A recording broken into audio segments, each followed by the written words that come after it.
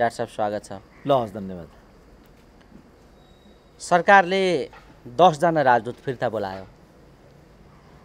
यो परिघटनालाई तपाईले कसरी बुझ्नुहुन्छ डाक्टर साहब? यसलाई कसरी लिनुभएको छ? मैले त सामान्य रूपमा लिएको छु, किनभने त्यही बेला जो केपी ओलीले दुर्व्यवहार गरेका थिए पूर्ववर्ती सरकारबाट नियुक्त भएका राजदूतहरूको, त्यसले एक त सन्देश ठिक दिँदैन, किनभने मुलुकको नीतिगत कन्टिन्युसनलाई त्यसले क्रमभङ्ग गर्छ। जस्तो अब विगत समयमा काङ्ग्रेसले नियुक्ति गरेका राजदूत थिए यहाँ भारतका, बिजेपीले त्यसलाई पूर्ण अवधि पुरा हुन दियो। के सत्यजित रे के भन्ने थिए नि एकजना, तिनलाई। अब अहिले ऱ्यान्डी बेरी भन्ने अमेरिकाका राजदूत, अब जो बाइडेन आएको वर्ष दिन हुन लाग्यो, फेरेको त छैन। यस्तो चलन हुँदैन। विश्वव्यापी रूपमा नै त्यसले नराम्रो एउटा डिस्कन्टिन्युसन अफ गभर्मेन्ट्स पोलिसी हुन्छ। त्यो भएकोले त्यस्तो गर्नु हुँदैन भन्ने एउटा अभ्यासहरू पनि विचारणीय हुन्छन्। अब लीलामणिको हकमा चाहिँ 6 महिना मात्रै बाँकी थियो चाइनाको राजदूतको रूपमा, यो नगर। अस्ट्रेलियाको हकमा गएको 1 वर्ष मात्रै भएको थियो, यो नगर। तिमीले यो गर्यो भने यो पूर्वाग्रहपूर्ण हुन्छ। कदाचित तिमीहरूको सरकार गएर अर्को आयो भने यही गर्छ, अनि तिमीहरू के गर्छौ मैले भनेको थिएँ। अब दुर्भाग्य यसको उत्तर पनि मैले नै दिनु पर्यो। यो त मैले पहिल्यै भनिसकेको, दिस इज ब्याड। तर नेपालका राजनीतिक दलहरूले अब यस्तो नै अभ्यास गरिआएका छन् विगत समयदेखि नै। 9 महिना 8 महिना 3 महिनामै गरिदिने। अब अहिलेको त केपी ओलीको यो त 1 वर्ष जागिर उहाँ हाजिरसम्म हुन पाए, स्वास्नीलाई यसो घुमाउनसम्म पाए, छोरालाई युकेसम्म देखाउन पाए होला होइन। 8 जनाको त चिठी नै एग्रिमेन्टै नआइकन बिटबै मिसफायर गरिदिइहाल्यो। यिनीहरू बर्बर र नाङ्गा बाबाहरू हुन् कि यिनीहरू, अक्षम्य अपराध यिनीहरूबाट भइआएको छ। अब अहिलेको पिँढी उठ्नु जाग्नु पर्यो यो कस्तो चिज हो भनेर। किन यसले नराम्रो एउटा अभ्यास, नेपाली भनेका गए गुज्रेका मान्छे हुन्, यिनीहरूको कुनै कूटनैतिक परिपक्वता हुँदैन, कुनै एउटा नीतिगत निरन्तरता हुँदैन। यिनीहरू भरलाग्दा मान्छे होइनन्। जस्तो चाइनाकै कुरा गरौँ, साउथ कोरियाकै कुरा मलाई आफै नै थाहा छ। त्यहाँ चाहिँ राजदूतहरूको प्रमाणपत्र वर्षमा 2 पल्ट मात्रै बुझिन्छ। कुरेर बस्नुपर्छ। मलाई लाग्छ महेन्द्रबहादुर पाण्डेले बल्ल बल्ल प्रमाणपत्र मात्रै बुझाएका थिए होला, फिर्ता आउने बेला भइहाल्यो। अब त्यहाँको चाइनाकै कुरा गर्दाखेरि दूतावासको स्थिति यस्तो छ अरे कि फर्स्ट सेकेन्ड थर्ड 3टै सेक्रेटरीहरू अहिले त्यहाँ छैनन् अरे, राजदूत हुनुको लागि यहाँ कुदेर आइसकेका। अब चाइनाको पोलिसी यस्तो छ कि आयो भने सायद उनीहरूलाई छिर्नु दिँदैन, दिइहाल्यो भने क्वारेन्टाइनमा राख्छ। अनि क्वारेन्टाइनमा चाहिँ कोभिड भन्ने भयो भने त्यहीँबाट फिर्ता पठाइदिइहाल्छ। यसो लज्जास्पद यिनीहरूले एउटा प्रस्तुत, एकदम दुःख लाग्छ कि खेदजनक छ यो। यिनीहरू राष्ट्रिय चाहिँ बेइमानहरू हुन्। यिनीहरूलाई जस्तै शब्दबाट भत्सना गरे पनि कम हुन्छ। तर मैले भने होइन, फेरि मैले नपाएर भनिदिइहाल्छन्, तल लालबुजकहरू बजारभरि हुन्छन्। फेरि यो खेदजनक छ, दुःखदायी छ। यस्तो गर्नु दुर्भाग्यपूर्ण हो। जति शब्दमा यसलाई भत्सना गरे पनि मैले त त्यो कम हुन्छ। डाक्टर साहब, यो भन्ने कुरा तपाईँलाई फेरि भन्न सुरु गरेका छन्। जस्तो हुम्ला पुगेर तपाईँ आएपछि यो एउटा प्रोजेक्ट अन्तर्गतको कुरा थियो, यो कसैको फन्डिङमै यो भ्रमण भयो भनेर एउटा खालको आलोचना सुरु भएको छ। के भन्नुहुन्छ यो विषयमा? होइन, अब नेपाल आजले त्यो गरेको योजना हो, रिपोर्टिङ, स्थलगत रिपोर्टिङको लागि एज एन एक्सपर्ट मलाई त्यहाँ लिएर गएको हो। नेपाल आजलाई जसले फन्डिङ गरेको छ भनेको छ, उनीहरूले यो कुरा थाहा पाउँछन् कहाँबाट फन्डिङ भयो, केबाट फन्डिङ भयो। त्यो उनीहरूको कुरा भयो, मैले केही ढाँटेको छैन। जस्तो मैले यहाँ बोलिरहेको छु, भाइको पनि काहीँ फन्डिङ छ भने म के गर्न सक्छु, यसलाई भाइले काहीँ लगेर दुरुपयोग गर्ने पनि म के गर्न सक्छु। म त खुला किताब छु। मलाई त्यहाँ हेर्नु थियो स्थलगत। म एउटा हिस्ट्रीको विद्यार्थी पनि हुँ। पिलरहरू मलाई अवलोकन गर्नु थियो, सिमाना मलाई अवलोकन गर्नु थियो, मेची महाकाली। मैले कहाँ मात्रै हिँडेको छैन र, म सुस्ता गएको छैन र कसले खर्च दियो त, म महेशपुर गएको छैन कसले खर्च दियो, सिलगढीको चप्पा चाहिँ पिलरहरू मैले चाहिँ उत्खनन गरेको छु, कसले खर्च दियो त, अरूले पनि गरेका छन्, कसले खर्च दिन्छ त त्यसो भने? यो जो बोल्छ उसलाई कसले खर्च दिन्छ त्यसो भने? यिनीहरू चाहिँ पूर्वाग्रही र चाहिँ स्याडिस्ट मनस्थिति भएका मानिसहरू हुन्। म त खुल्ला किताब छु, म गएको छु। जीवनबहादुर साईले च्यालेन्ज गरेको थियो, कोही पनि छ भने मसँग आएर प्रत्यक्ष गरोस् भनेर। मैले उनलाई नै बोलाएर मैले भनेको छु, तिमीले यस्तो चुनौती दिएको हुनाले म तिमीसँग फेस गर्न आएको हो, के तिमीसँग आधार छ? मैले नै नेपाल आजको तर्फबाट मैले नै अन्तर्वार्ता लिएको छु जीवनबहादुर शाहीसँग। एमपी हुन् नि, लोकल एमपी हुन्। त्यो भएको हुनाले त्यसपछि म माथि गएको छु, नेपाल आजको खर्चमा गएको छु। अब के भन्नु पर्यो मैले? अब नेपाल आजलाई यिनीहरूले दिएको हो, कुनै अर्काले दिएको, अनि यहाँ के फन्डिङ चाहिँ के छ? यहाँ म जाँड खान्न, रक्सी खान्न, केही गर्दिनँ, अनि के को फन्डिङ छ यहाँ? 1 रुपियाँ मैले 1 रुपियाँ गोजीमा हालेको छैन मैले, अनि के छ फन्डिङ यहाँ? अनि उनीहरू चाहिँ के फन्डिङबाट देश विदेश गर्छन् त? एमसिसीमा कति लेनदेन भएको छ? एमसिसी भनेर उनीहरू किन मरि हत्या गर्छन्? होइन, स्याटिस परपीडकहरू हुन् यिनीहरू। यिनीहरूले केही नपाएपछि मेरो चरित्र हत्या गर्ने दुस्साहस गरेका हुन्, त्यसबाट मेरो चरित्र हत्या हुँदैन। अब धेरै अगाडि गइसकेँ। कसैले चरित्र हत्या गरेर यिनीहरू सिँगै एकातिर म एकातिर भयो भने पनि मलाई लाग्छ मेलै पडला भारी हुन्छ। किन म जनताको पक्षमा छु, इमान्दारिताको पक्षमा छु, पारदर्शी छु, निष्ठावान छु। अहिलेसम्म सास फेर्न भइरहेको छैन मलाई। सानो यतिले गर्दा म बाँचेर आइराखेको छु, त्यो चाहिँ नहेर्ने। अनि सुरेन्द्र केसी कसको फन्डिङमा के को फन्डिङ? के करोडौँको फन्डिङ हो यो? यसमा लाखौँ रुपियाँको फन्डिङ छ। यस्ता खालको अभिव्यक्ति पनि दिइराखेका छन्। त्यसकारण दिनेलाई त अभिव्यक्ति दिनेलाई रोक्न सकिएन, तर पनि यस्ता खालको अभिव्यक्ति पनि आइराखेको छ भन्ने हिसाबले डाक्टर साहबले यसलाई कसरी क्लियर गर्नुहुन्छ भन्ने हिसाबले मैले यो जिज्ञासा राखेको थिएँ। यो विषयलाई छोडेर डाक्टर साहब, राजनीतिमा जुन खालको परिवेश तयार भएको छ, सरकारले पूर्णता पाउनुपर्ने कुरा रोकिएको छ, राजदूत फिर्ता बोलाउने कुरा हतार भएको छ। अब यस्ता कुराहरू बढ्दै जाँदा अहिलेसम्म सरकारले पूर्णता दिने कुरामा चाहिँ गठबन्धन लागेको छैन। तर गठबन्धन हाम्रो निर्वाचनसम्म रहिरहन्छ भनेर माधवजी भनिराख्नु भएको छ। यो गठबन्धन पनि राखिराख्ने, सरकार पनि पूर्णता नहुने, यो कस्तो खालको खेल हो? यसलाई कसरी चिरफार गर्न सकिन्छ? अब यो त अदालती कुरा भन्ने छ होइन। अदालतमा यिनीहरूको आधिकारिकता, अब सायद अदालतले पनि यिनीहरूको क्लिन चिट दिइहाल्छ। अब यिनीहरूको मुख्य भनेको एमसिसी थियो। यो सम्पूर्ण सरकार लाने ल्याउने कुरा नै एमसिसीसँग आबद्ध थियो। अब एमसिसीको खास मान्छेलाई परराष्ट्र मन्त्री बनाउने भन्ने कुरा सेटल भइसक्यो। किनभने उपेन्द्रको पनि यसमा क्लेम थियो कि क्या हो, नारायण काजीको पनि क्लेम थियो कि क्या हो, महरा भन्ने कुरा पनि थियो। महरा भन्ने बित्तिकै सिजे एमसिसी विरुद्ध हुने भयो। नारायण काजी भन्ने बित्तिकै अलिकति तटस्थतावादीका कुराहरू आए। उपेन्द्र यादवलाई यिनीहरू के ट्यागबाट हेर्थे, ती सब जद्दोज्याद त्यहाँभित्र थिए नि त। मुख्य कुरा त एमसिसी ल्याउने कि नल्याउने भन्ने कुरासँग सरकारको भाग्य र भविष्य जोडिएको हो र त्यत्तिकै लागि केपी ओलीको सरकार गएको भन्ने कुरा त अब पुष्टि नै भइसक्यो। मलाई लाग्छ अब बिस्तारै बादल फाट्छ होला। तर अब माधव नेपालले भने जस्तो यो गठबन्धन रहन्छ, टुट्छ, फुट्छ, के हुन्छ, चुनावसम्म जान्छ, कस्तो हुन्छ, त्यो कुरा चाहिँ सबै माधव नेपालको हातमा छैन। तर यही कारणले गर्दाखेरि यिनीहरू यो लडाइँ लडिराखेका छन्। अब मुख्य कुरा अघि पनि भने एमसिसी हो। अब नारायण खड्कालाई दिने कुरा भएको भन्ने सुन्छु। एमसिसीका खास भक्त पनि हुन् उनी। मलाई लाग्छ अब बादल फाट्छ, कुरा अगाडि बढ्छ। भनेपछि अब क्रमशः सरकारले पूर्णता पाउनेतिर अब जान्छ विषय? अब जान्छ, किनभने मुख्य माधव नेपालका मान्छेलाई कसरी व्यवस्थापन गर्ने भन्ने विषय यो थियो। त्यसपछि प्रचण्डको बुहारीलाई ल्याउने कि नल्याउने त्यो थियो। त्यसपछि परराष्ट्र उपेन्द्रको हुने कि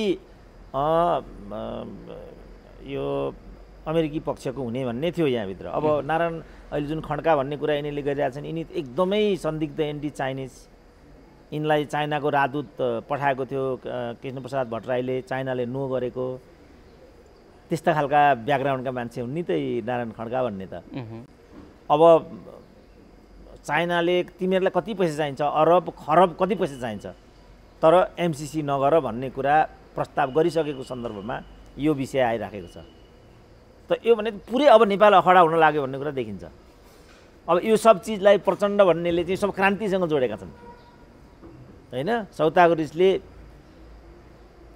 के को नाक काट्ने भन्छन् नि। अब यिनीहरू लड्दै केपी ओलीलाई देखाउँछु भन्दै यिनीहरू देशलाई नै कहाँ देखाउने हुन् भन्नेतिर विषय गइराखेको देखिन्छ। अब के भन्छन् तल लालबुजा कडाउहरू फेरि बजारभरि हुन्छन्, फेरि एकदम यही हो क्रान्ति, योभन्दा क्रान्तिकारी लाइन त अर्को हुनै सक्दैन भन्छन्। शेरबहादुरलाई माथि राखेर जनयुद्धलाई पूर्णता दिने अरे फेरि। अब तिनीहरू के भन्छन्? तर अब चाइना पनि न्याकेट। तिमीहरूलाई उसले के भन्यो भने तिमीहरूलाई कति चाहिन्छ पैसा, खरब चाहिएको कति चाहिएको भनिरहेको छु। यो एमसिसी भनेको त 56 अरब रुपियाँ न हो। त्यसमा 10 अर्ब चाहिँ तिनीहरूले खाइसके, 50 अरब रह्यो होइन। 50 अरबमा 10 अरब त यिनीहरूको कमिसन होला, 40 अरब रह्यो। 40 अरबले नेपाल सरकारको हुन्छ त? 40 अरबमा पनि हुबहु कार्यान्वयन हुने कुरा त गाह्रो छ। चुहावट अरू त फेरि छँदैछ नि, मुद्रास्फीति त्यो त कहाँ छ कहाँ छ। एकैचोटि दिने पनि होइन, प्रोजेक्टमा सबै कुरा भइसकेपछि दिने भन्ने कुरा पनि छ त्यसमा। अब मेलम्ची हाम्रो अगाडि चाहिँ मेलम्ची त 13 अरबको प्रोजेक्ट होइन, 31 अरब पुग्यो। के भयो त मेलम्ची आयो त? 13-31 मा पुग्यो। कतिले कति त्यहाँबाट कमाए, के भयो? अब अहिले के भयो त भने यस्ता प्रोजेक्टबाट त मुख्य कुरा देशैलाई आत्मनिर्भर बनाउनु पर्यो र स्थानीय साधन स्रोतहरूलाई नै परिचालन गर्नु पर्यो, त्यहाँ जनता जोड्नु पर्यो। यो विकासको मोडल भन्दा अर्को कुनै मोडलले काम गर्दैन। अब यति पनि अब प्रचण्डलाई हामीले बुझाउनु पर्यो, तिनका कार्यकर्ताहरूलाई हामीले सम्झाउनु पर्यो। त्यसकारण नाङ्गो रूपमा अब एमसिसी भर्सेस चाइना भइरहेको म देख्छु। अब यिनीहरूले पुरै चाहिँ त्यस्तै खालको अब चाइनाको राजदूत बनाउने होला। अब मलाई लाग्छ फेस टु फेस अब ओपन भयो क्या यिनीहरू। किन केपी ओलीलाई हुत्याएको थियो, किन हामी यो रुम्चे भए पनि केपी ओलीलाई यति साह्रो नलखेट किन भन्दै थियौँ भन्ने कुरा मलाई लाग्छ अब प्रश्न हुन्छ। तर अब केपी ओली फेरि यस्तो एउटा संस्कार मानिस, यस्तो एउटा समूह लिएर हिँड्ने प्रवृत्तिका मानिस रहेछन्। अब त्यस कारणले केही उपाय छैन हाम्रो अगाडि, केही हामी गर्न सक्दैनौँ। अब लडिरहेको गोरुलाई राम राम मात्रै भन्न सकिने म स्थिति देख्छु, काँध हाल्न सक्ने स्थिति केही पनि देख्दिनँ बिल्कुल। भनौँ न 9 महिनापछि अर्को सरकार आउँछ, फेरि यी राजदूतहरू यी गइसकेको हुँदैन, फिर्ता बोलाउने स्थिति बनिसक्छ। अब यो तरिकाको जुन शासकीय शैली हाम्रा राजनीतिक दलका नेताहरूले अपनाए यो खेदपूर्ण छ। अहिलेको पिँढीलाई म भन्छु भाइ, यो तिमीहरूको लागि है, यो चाहिँ यिनीहरूले त क्रान्ति बेच्छन्, देश बेच्छन्, सबै बेच्छन् यिनीहरूले। तिमीहरूलाई तिमीहरूको देशको माया छ भने this is high time to come forward. अब यसरी लाचारी व्यक्त गर्नुको कुनै अर्थ छैन। के दिँदो रहेछ राखी दिने बेलामा त सबैले आफ्ना छोरी बुहारी स्वास्नीले अगाडि देखिहाल्यो त। तकमा जस्तो कुरा त ल भनौँ न, नेपाली क्रान्तिमा माधव कुमार नेपालको बाबुको के योगदान हो ल भनिदिउँ त। ल माधव जस्तो महान छोरो जन्माउन योगदान गरे भन्ने होला नि त डाक्टर साहब। त्यसो भने त कुनै अर्कालाई पनि यही भन्नु पर्यो। केपी ओली पो कहाँ कुलङ्गार भएर ज्योतिषी बाबु हो, उनलाई पनि दिए भएको त। त्यसो भने बरु ज्योतिषी भने धर्मसँग धेरै सम्बन्धित छ, आयुर्वेदिक गर्छन्, धामी गर्छन्, जनताको सेवा पनि गरिरहेको त्यो छ बरु। त्यस कारणले यो चिज के हो भाइ हो हेर भन्दै अब मैले चाहिँ मेची महाकाली म घुमेको, हुम्ला त्यसै गएको होइन नि, रहरले गएको होइन नि। 5000 भनेको कति नेपाली 5000 हाइटमा पुगेछन् भनौँ त? 5000 हाइटमा चढ्न सक्छ मान्छे? चढेर देखाउनु त एकचोटि। 5000 भनेको 3000 हो सगरमाथा, 3000 कम त हो नि 5000 भनेको। अब त्यहाँ त फन्ड लिएर गयो भन्छन् भने यो बुद्धिलाई मैले प्रहार गरिदिनु खोजेँ। तिमीहरू गलत बाटोमा गइरहेको छौ। मैले तिमीहरूलाई वार्न गरेर राखेको हो। यो मेरो लागि होइन, यो तिमीहरूको लागि हो, आजको लागि होइन, भोलिको लागि हो। कस्तो विडम्बना छ। म एउटा इतिहासको विद्यार्थी, 37 वर्ष युनिभर्सिटी पढाएँ, पिलर नम्बर 12 मैले देखाएको छैन। अहिले नेपाल सरकार जो त्यो हेर्न भनेर गएको थियो 7 सदस्यीय, हेलिकप्टर लिएर जाँदाखेरिसम्म पिलर नम्बर 11 पत्ता लगाउन सकेन, उसले पुग्न सकेन, ल्यान्ड गर्न सकेन। हेलिकप्टर बाफ्रे, यत्रो सिनियर प्रोफेसर रिटायर भइरहेको यस्तो मान्छे, सारा मास्टर जागिर खाएर रोएर हिँडिरहेछन्। हजुर मलाई राजदूत बनाइदियो भनेर लङ कट्टु लाएर हिँडिरहेछन्। त्यस्तो बेलामा एउटा बहादुर छोरो जन्माएको रहेछ गणेश बहादुरले भन्नु त कहाँ हो कहाँ हो, कसको फोनबाट सुरेन्द्र केसी चाइना पुगेर आयो। अब यो बुद्धिलाई मैले प्रहार गर्न योजनाबद्ध हानिदिएको क्या मैले। तिमीहरूको बुद्धि गलत हो, तिमीहरू ठिक बाटोमा छैनौ भनेर मैले झकझक्याउन खोजेको नि। अब उसले उल्टो बुझ्छ भने यसको के दबाई हुन्छ ल भनिदिउँ त? खुलेआम नदी नाला बेचिँदा कोनि के हुँदाखेरि मान्छेलाई सामान्य भइराखेको छ। फेरि यो बडा आश्चर्यको मनोविज्ञान छ डाक्टर साहब। यसलाई यो कस्तो कतातिर जाने मनोविज्ञान हो, के रे पैदा गरेको विषय हो यो? अलिकति यसमा यो त विनाशकालले विपरीत बुद्धि छँदैछ नि। अब तल्लो कर्णाली राति नै बेचियो, कसैलाई थाहै छैन। तल्लो कर्णाली कि तल्लो अरुण कर्णालीका पनि कुरा आइरहेको होइन, अप्पर अब येमा उनीहरूलाई चासो छैन, उनीहरू यसमा क्रान्ति नै देख्छन्। अप्पर कर्णाली नै अप्पर तल्लो भयो भन्ने अहिले आइरहेछ विषय। फेरि त्यसरी यहाँ परिभाषा अप्पर कर्णाली भन्दा धेरै विवाद भएपछि अप्पर तल्लो भनेर व्यवस्था गरियो भन्ने पनि चर्चा आइरहेछ। होइन, अप्पर कर्णाली ओके भइसकेको छ। अलि त्यो स्रोतको खोजीको लागि भनेर जिएमआरले होल्ड गरेर राखेको मात्रै हो। अब नीतिगत रूपमा भन्ने हो भने त यो इन्डियाको होल्डिङ पोलिसी हो। इन्डियाले कुनै पनि प्रोजेक्ट नेपालमा एक्सनमा लैजाँदैन, ऊ होल्ड मात्रै गरेर राख्छ ताकि अर्को पार्टी नआओस्। उसको पोलिसी यति हो। जस्तो महाकाली कहिले पनि एक्सनमा जाँदैन। त्यो डाक्टर साहबले पहिले भनिसकेको। डाक्टर साहब यो जे सन्दर्भहरू अहिले तयार भएका छन्, यही बेला प्रचण्डको रुवाबासी चलेको छ। कहिले म एक्लै हुन्छु होला अब 2-3 वर्षपछि भनिरहेका छन्, कहिले यो अब चुनावी प्रक्रियाबाट अब नेतृत्व आउँछ भन्ने कुरा म 30 वर्ष यो गरेँ अब नेतृत्व चुनावी प्रक्रियाबाट छान्ने भन्ने कुरा अर्को गरिराखेका छन्, कहिले के भनिरहेछन् कहिले के भनिरहेछन्। प्रचण्डको ठ्याक्कै कुरा के हो भन्ने कुरा अहिले आइराखेको छैन क्लियर। तपाईँले प्रचण्डका अभिव्यक्ति र अहिलेको प्रचण्डको राजनीतिलाई कसरी हेर्नु भएको छ डाक्टर साहब?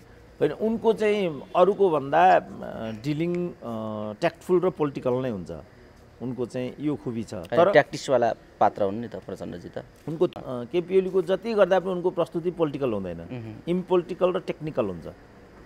उनीहरू दुईजनाको फरक यही नै कुरा हो।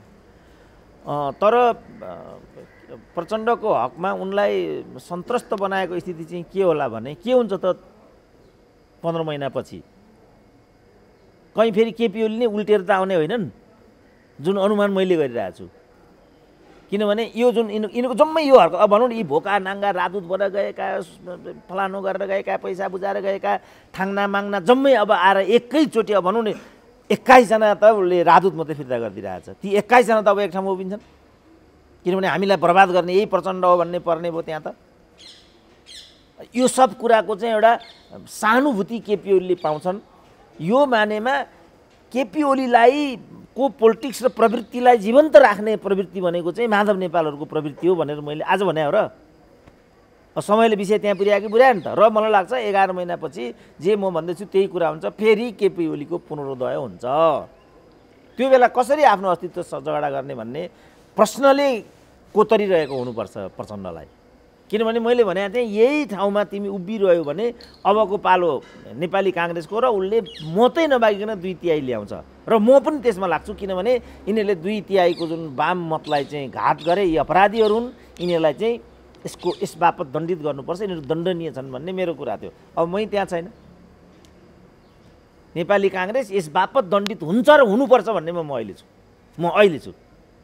परिस्थिति बदलियो, अब त्यता गइगयो। अब भनौँ अब सब आज बिहान पनि मलाई एउटाले भनिरहेको छ, डाक्टर साहब तपाईँ केपी ओली प्रति सहानुभूति हो भनेर सोधेँ एउटाले। किन? म त हो, जहिले पनि म कमजोरको पक्षमा हुन्छु। KP Oli is badly beaten, he is marginalized and he is in opposition position, so I am always in the opposition position. अब उनीहरूले मलाई केपी ओलीको दलाल भनिदिइहाल्छन्।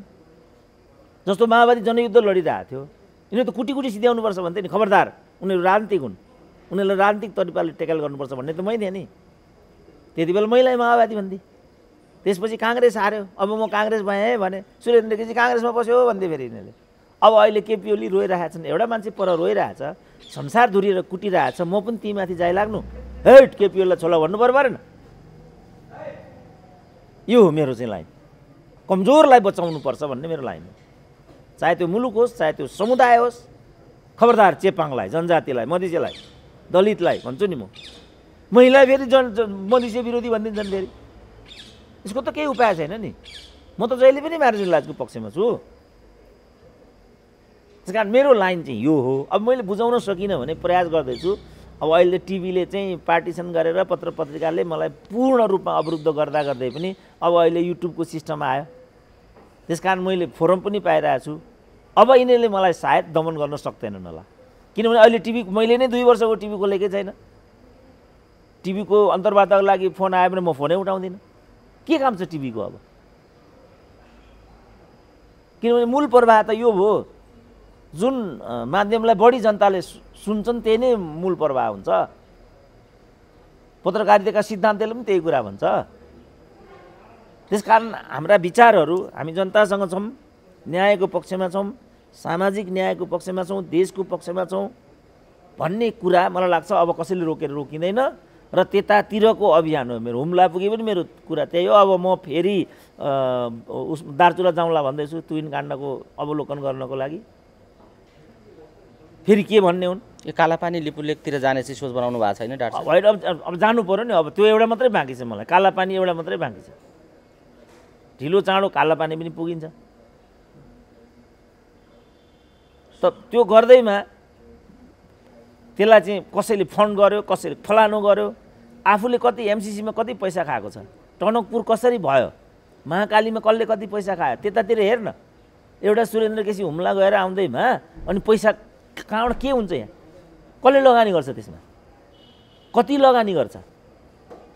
त्यस कारण केही नबुझिकन चाहिँ हुइयाँमा हिँड्ने जुन पद्धति नेपाली जनमानसमा छ, मलाई एकदम मैले जनताको मैले भने आम जनताले सीमा मिचिएको छ भनेका छन्।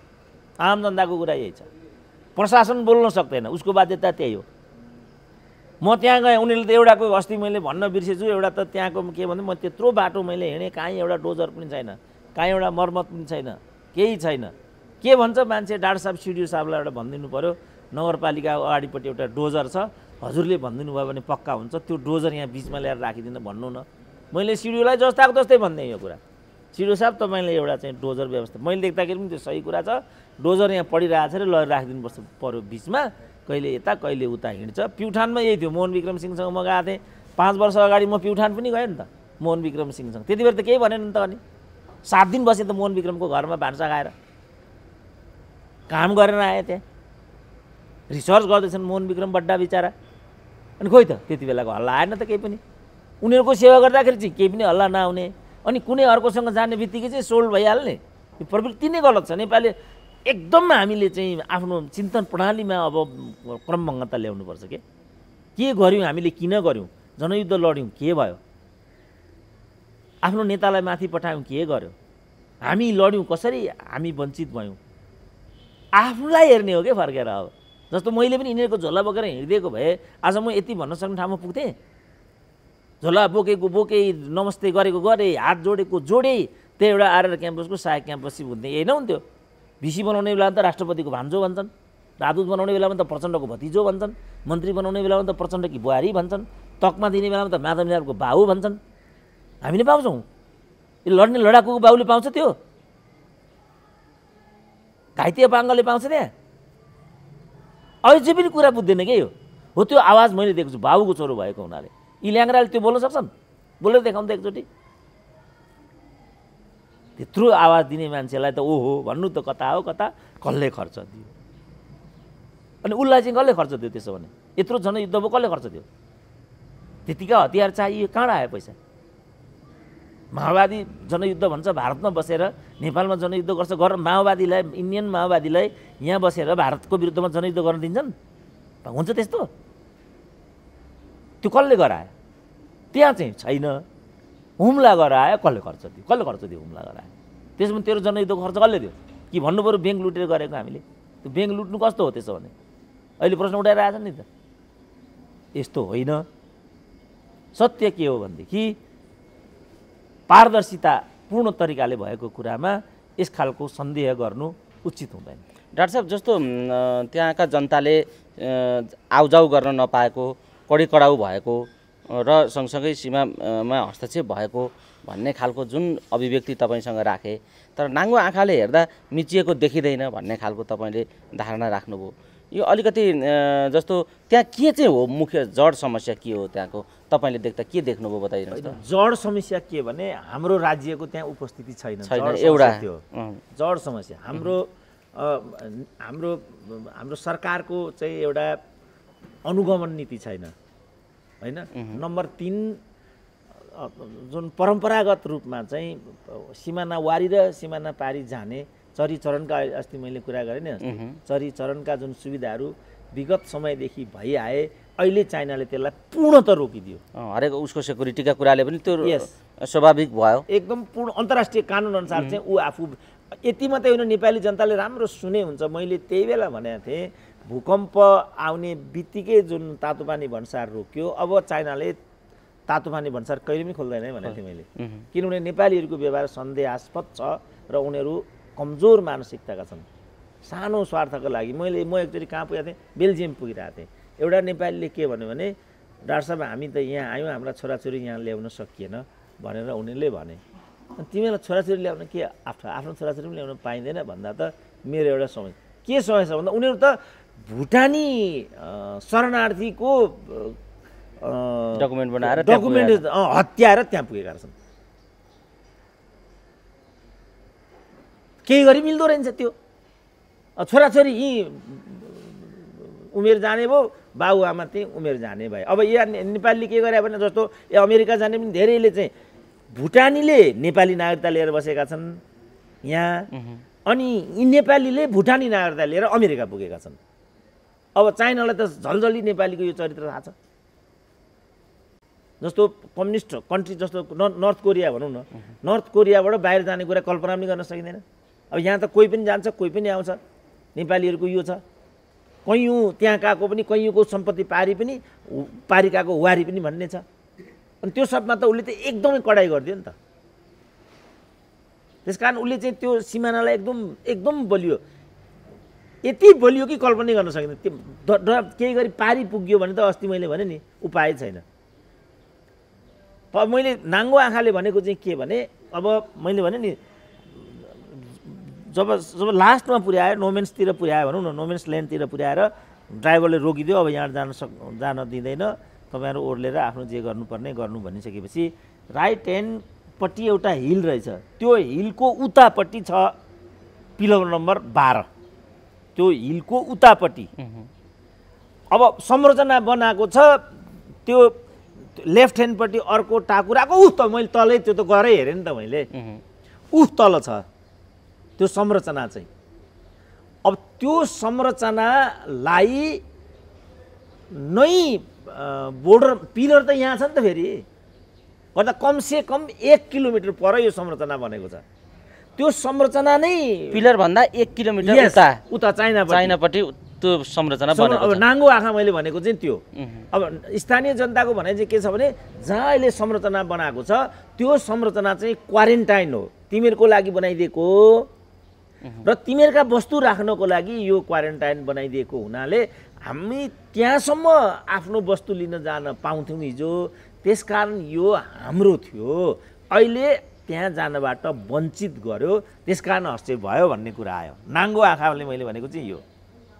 अब पिलर यहाँ छ, 1 किलोमिटर पर संरचना छ, 1 किलोमिटर पर संरचना छ, अनि यो चाहिँ हस्तक्षेप भयो, अतिक्रमण भयो भन्छन्। केबाट मिल्यो त? नाङ्गो आँखा भनेको मैले जस्तो पिलर त्यहाँ छ र त्यो पिलर कहिलेकाहीँ यस्तरी एङ्गल चाहिँ यस्तो पनि त बोर्डर गएको हुनसक्छ नि त। नाङ्गो आँखाले चाहिँ त्यो ठ्याक्कै के हो, त्यो त प्राविधिकले मात्रै भन्छन् नि त। अब अहिले चाहिँ नेपाल सरकारको कमिटी गएको छ, त्यसले के त्यसबाट चाहिँ एउटा निष्कर्ष लिएर आउँछ।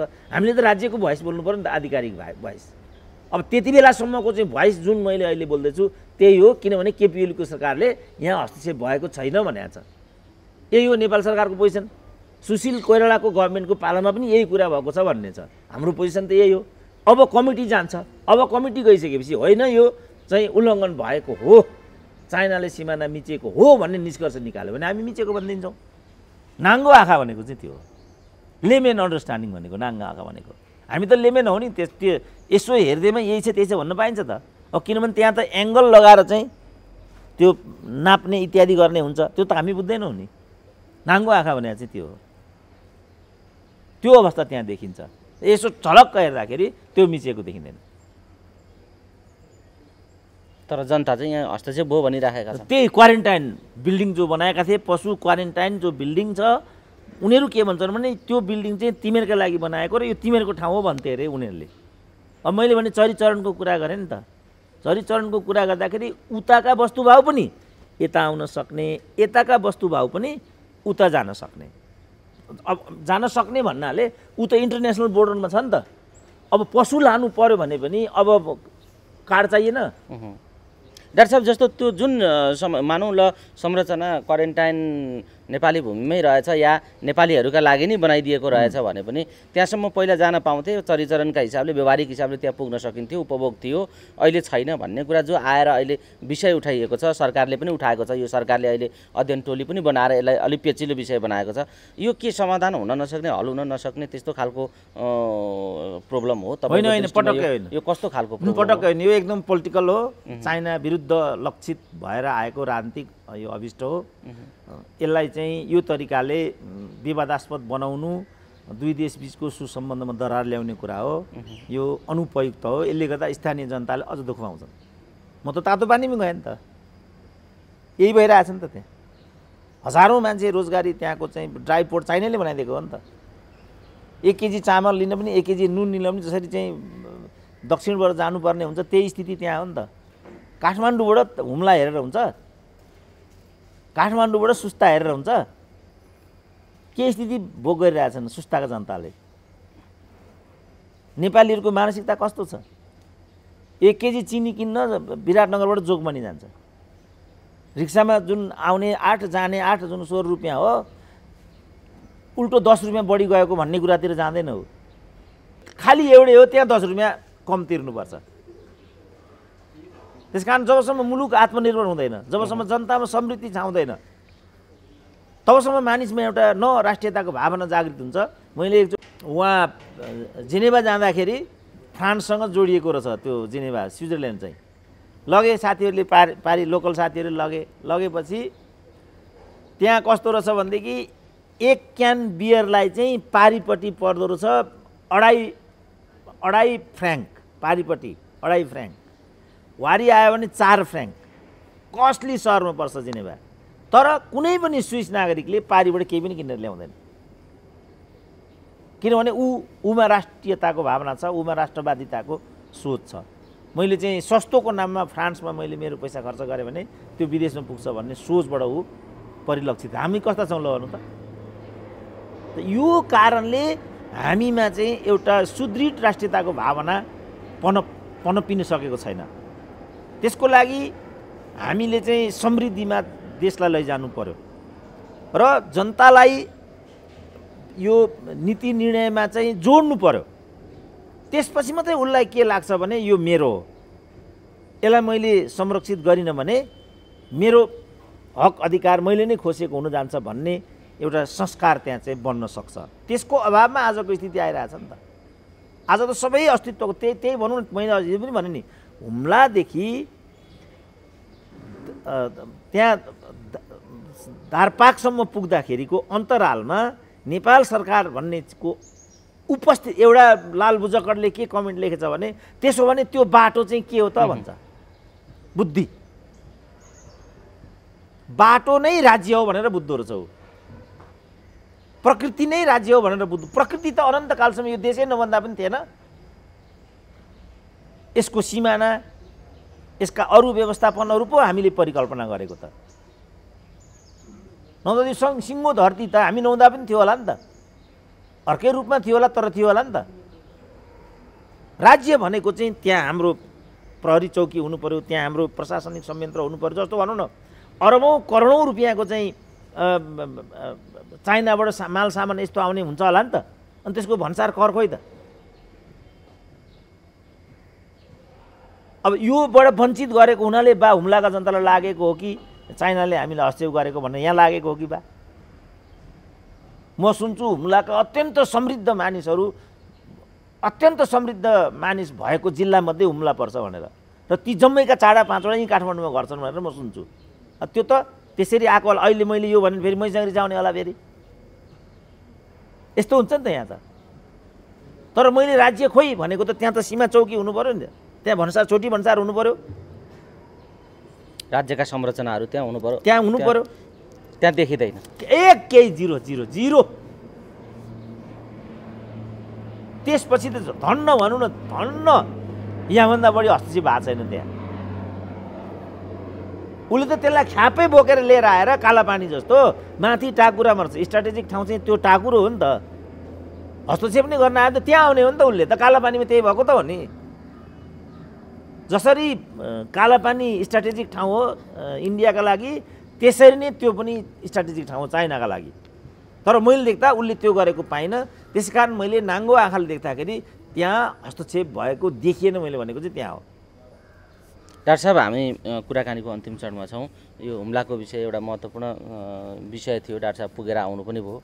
त्यहाँ चुनौती नै थियो एक खालको, कसैलाई छ भने यहाँ आएर हेर भन्ने खालको जुन खालको कुरा आइराखेको थियो। डाक्टर साहब पुगेर आउनुभयो। धेरै मान्छेहरूले यसबारे नजिकबाट बुझ्ने र जानकारी पाउने अवसर पनि प्राप्त भयो। डाक्टर साहब, हामी कुराकानीको अन्तिम चरणमा छौँ। जस्तो यो सन्दर्भमा अहिले जे तरिकाले तपाईँले भन्नुभयो, एउटा त्यो हुम्ला एउटा नमुना उदाहरण हो, राज्यको उपस्थिति छैन भन्ने कुरा। यस्तै कुरा सुस्तादेखि लिएर सबैतिर नै यो भइराखेको छ। कालापानीको भूभाग के हुने भन्ने अर्को विषय पनि छ। अब यी यस्ता यावत विषयहरूका बिचमा अहिलेको राज्य संरचना जे स्थितिमा छ, यो त कुनै पनि बलियो राष्ट्रियता, बलियो राज्य संयन्त्रको कल्पना हुन नसक्ने ठाउँमा मुलुक आइपुग्यो। नाङ्गो रूपमा अब मुठभेडको स्थिति, शक्ति केन्द्रको टकरावको स्थितिमा अब लगभग नाङ्गो रूपमा यो आउन थाल्यो भन्ने डाक्टर साहबले पनि एउटा चिन्ता व्यक्त गर्नुभयो, त्यो बुझाइ व्यक्त पनि गर्नुभयो। अब यसको निदान या यसको समाधानको पाटो के हो? र यो कसरी अब अगाडि जान सक्छ, यो देश अब कसरी अगाडि पाइला चाल्न सक्छ भन्ने एउटा प्रश्न छ। के भन्नुहुन्छ? उनीहरूको चाहिँ अस्थिरता नै नेपालमा बरकरार राख्ने जुन पुरानो दुराशय हो, त्यो दुराशय हाबी भएको रूपमा मैले यसलाई बुझेको छु। किनभने हामीले यो अस्थिरतालाई ठुलो एउटा चुनौती मानेर वामपन्थीलाई 2/3 ठाउँमा पुर्याएका हौँ र उनीहरूले कथित पार्टी एकता पनि गरे। त्यो हुँदैन, किनभने स्वार्थहरूको गठजोडलाई एकता भन्न सकिँदैन भनेर मैले अनेकचोटि भन्दा वामपन्थी एकता नचाहने भन्थे यिनीहरू नै। अब अहिले देखिहाले के कुरा भयो भनेर र कहाँ गएर उनीहरूले घाँटी जोडिराखेका छन् भन्ने कुरा पनि अब नाङ्गो भइसक्यो। र अन्तर्राष्ट्रिय शक्तिले नेपालमा कहिल्यै स्थायित्व र स्थिरता आउन नदिने राजनीति फेरि सफल बनाए। त्यसको एउटा कडीको रूपमा यी घटनाहरू आइराखेका छन् र सायद अब स्थायित्व अझ टाढा हुन्छ कि भन्ने नै देखिन्छ। किनभने अब आउने निर्वाचनमा काङ्ग्रेसले पनि हामी एक्का भनेको छ, माओवादीले पनि हामी एक्का भनेको छ, ओलीले त भन्ने नै भए। अब माधव कुमार नेपालको प्रतिवेदन मैले त हेरेको छैन, तर उनले चाहिँ मुख्य दुश्मन एमाले भनेका छन् अरे। भनेपछि कम्युनिस्टको बिचमा त्रिकोणात्मक सङ्घर्ष हुने भयो यहाँ। अब माधव नेपाल, केपी ओली, प्रचण्ड भनेपछि यिनीहरू नै लडालड गरेर चाहिँ अब उत्पन्न होना विनष्ट होना भन्थ्यो एउटा पत्रकारले उहिले। त्यो खालको एउटा यो यदुवंशीय जुन एउटा आत्मघाती जुन लडाइँ हो त्यसको पुनरावृत्ति हुने र त्यसैको लागि यति गरेको भन्ने कुरा प्रष्टै देखिन्छ। किनभने रको चिफ बालुवाटार छिरेपछिको तरङ्ग नै हो यो। एउटा हदसम्म उनीहरूले केपी ओलीलाई नै हतियार बनाए कि अब माधव नेपाललाई लगाएर यो गरेको हो कि केपी ओलीलाई लगाएर यो गरेको, त्यो चाहिँ इतिहासले मात्रै हेर्न सक्छ, हामी अहिले नै भन्न सक्दैनौँ। तर एउटा कुरा सत्य के भने आखिरी स्थायित्व र समृद्धिको एउटा भरपर्दो आधारलाई त यिनीहरूले तोडे नि त। अब यसको दोष कसलाई दिने त?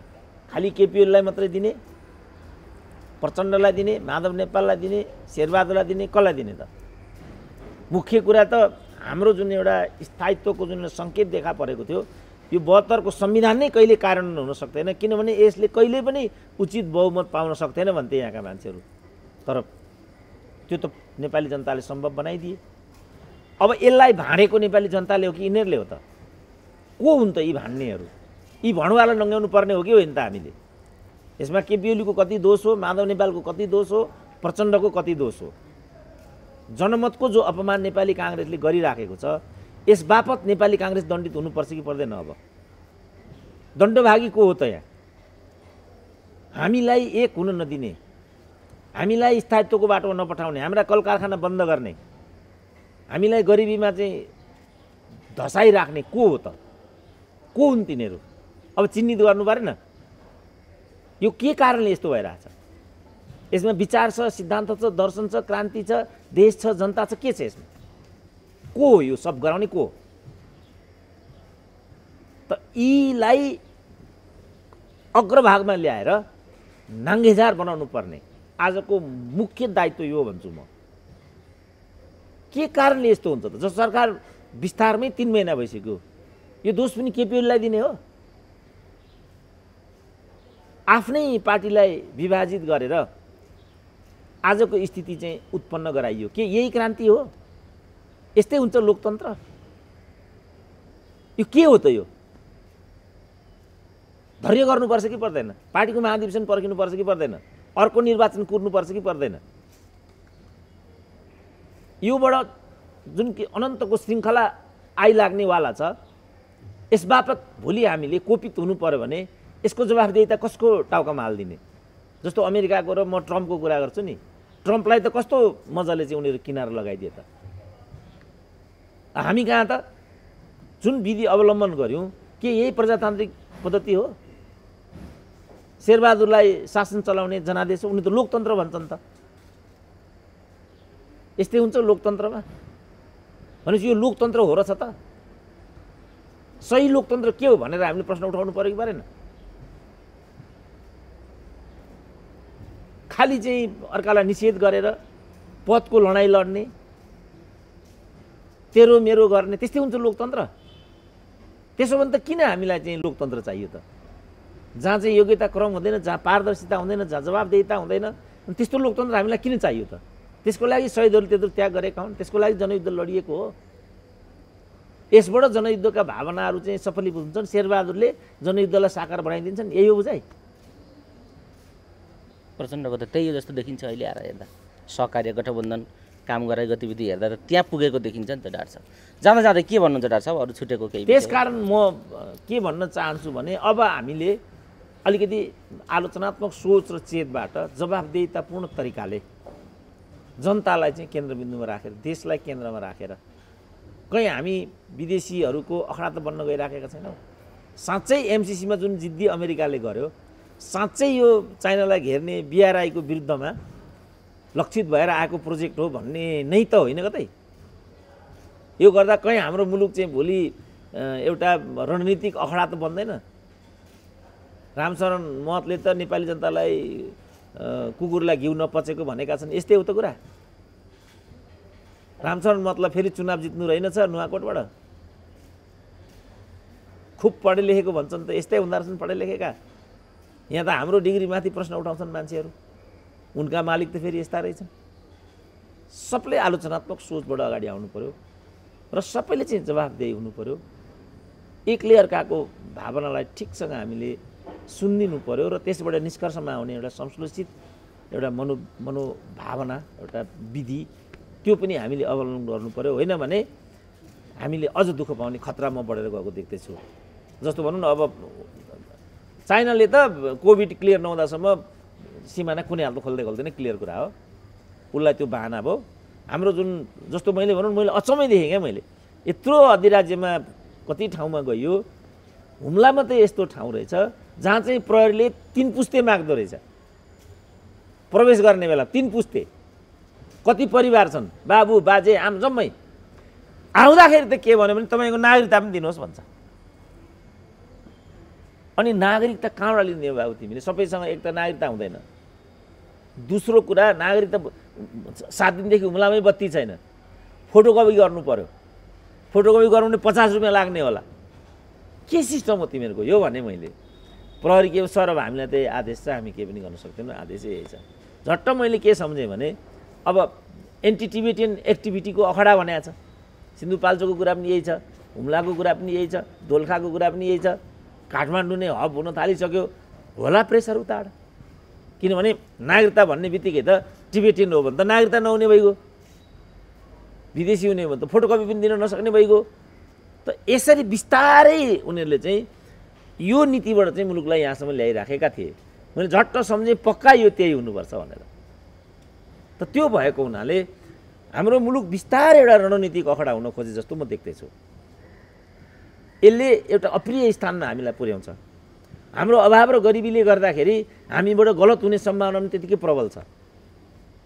सानो स्वार्थमा चाहिँ बिकिदिने, अब नेतै बिक्छ, मन्त्री नै बिक्छ, सचिव नै बिक्छ भनिसकेपछि जनता किन बिक्दैन? उसको त ह्यान्ड टु माउथको कुरा छ।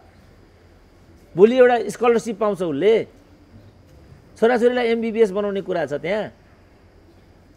नेताहरूले त भनौँ न, नेताका जम्मैका भनौँ न, जम्मैका छोराछोरी न एम्समा पढ्छन् होइन, दिल्लीमा पढ्छन्, अमेरिका पढ्छन्, जम्मैको त्यही हो, विकसित मुलुकहरूमा पढ्छन्। अनि कोटामा के स्कलरसिपमा हुँ कि हुँ, चाइनामै भनौँ सबै नेताका छोराछोरीहरू। मलाई एउटाले भन्थ्यो बुढा नीलकण्ठमा हिजो जिल्लाबाट चाहिँ दलित मधेसी उत्पीडितका विद्यार्थीहरू समेत कलेक्सन गरेर त्यहाँ ल्याएर पढाउँछ। प्रतिभावान क्षमता भएका विद्यार्थीहरू ल्याउने एउटा प्रचलन थियो। अहिले नेताको भन्दा अर्काको त्यहाँ छोराछोरी नै पढ्दैन भन्नु मलाई एउटाले। भनेपछि त्यो लोकतन्त्र कि यो लोकतन्त्र त भन्ने प्रश्न उठाइदिएको छु क्या मैले। त्यसकारण मैले भने त्यो प्रणाली निरङ्कुश थियो तर अभ्यास लोकतान्त्रिक थियो। यो प्रणाली लोकतान्त्रिक छ तर अभ्यास निरङ्कुश छ, मैले यो भनिदिएको छु। आजको प्रश्न भनेको चाहिँ प्रणाली भन्दा पनि अभ्यासलाई लोकतान्त्रिक गराउने कि नगराउने भन्ने हो। किनभने निरङ्कुश प्रणाली जस्तो चाइनाको त प्रणाली निरङ्कुश हो नि त, तर उसको त्यसको अभ्यास चाहिँ लोकतान्त्रिक छ। फलस्वरूप जनताले त्यहाँ प्रतिफल पाएका छन्, मुलुक चाहिँ सुशासन र समृद्धिमा गएको छ। प्रणाली त निरङ्कुश हो नि, हामी प्रणाली लोकतान्त्रिक हो तर हाम्रो अभ्यास निरङ्कुश छ। किनभने नेता वरिपरि भन्दा परतिरले एक ठाउँमा प्रवेश पनि पाउँदैन, एउटा अवसर पनि पाउँदैन। त्रिचन्द्र क्याम्पसको पार्ट टाइम नियुक्ति पनि पार्टीको कार्यकर्ता भएन भने असम्भव छ। पञ्चायतकालमा हामी जम्मै त युनियनका नेता थियौँ होइन, कसरी पायौँ त त्यसो भने? प्रणाली निरङ्कुश थियो, अभ्यास लोकतान्त्रिक थियो। अहिलेको प्रणाली लोकतान्त्रिक छ, अभ्यास निरङ्कुश छ। मेरो आह्वान के छ भनेदेखि हामी प्रणालीलाई भन्दा पनि अभ्यासलाई लोकतान्त्रिक बनाऊ। त्यो भयो भने मात्रै जनताको त्यहाँ पहुँच विस्तारित हुन्छ र जनताले त्यो प्रणालीलाई चाहिँ स्वामित्वमा लिन्छ। त्यसपछि मात्रै शासनले स्थायित्व पाउँछ र समृद्धिको बाटोमा हामीहरू जान सक्छौँ। यो सबैभन्दा उपयुक्त विधि हुन्छ, यसको कुनै विकल्प छैन। यतातिर सिङ्गो मानिसको सोचाइ केन्द्रित होस्, को कहाँ गयो के गर्यो त्यतातिर होइन, मैले के गरेँ के गर्नु पर्थ्यो, यसमा हामीहरू केन्द्रित हौँ भन्ने नै मलाई अन्त्यमा थप रूपमा भन्नु बाँकी हो। हस् डाक्टर साहब, अमूल्य समय दिनुभयो। यो महत्त्वपूर्ण समय र संवादका लागि यहाँलाई धेरै धेरै धन्यवाद। ल हस्, धन्यवाद।